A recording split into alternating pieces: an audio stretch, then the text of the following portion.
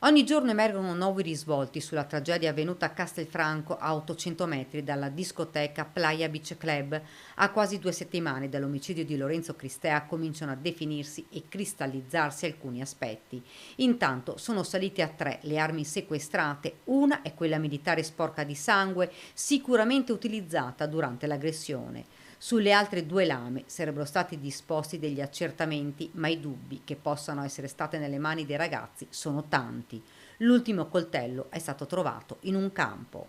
Un agricoltore che stava arando un campo ha trovato questo coltello sotterrato e ce lo ha segnalato, per cui abbiamo proceduto al sequestro e come gli altri 2 verrà inviato poi per le analisi di rito al RIS di Parma, previa appunto l'autorizzazione del pubblico ministero. La dinamica ormai sembra chiara, la lite dentro il privé della discoteca dove i 2 ragazzi nordafricani avevano un tavolino per una spinta, poi la discussione degenerata in offese fino all'intervento dei bodyguard che hanno bloccato i 2 gruppi invitandoli ad uscire.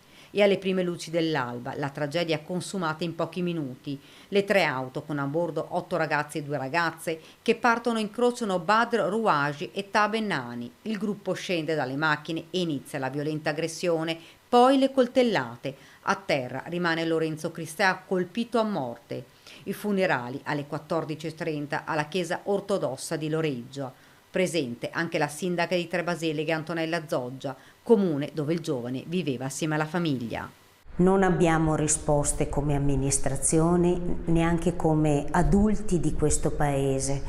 Posso solo esprimere il mio grande cordoglio per questa morte assurda e porterò domani ai funerali di Lorenzo le mie condoglianze ai familiari, agli amici, a tutti quelli che sono ancora così colpiti e così sconvolti da questa morte.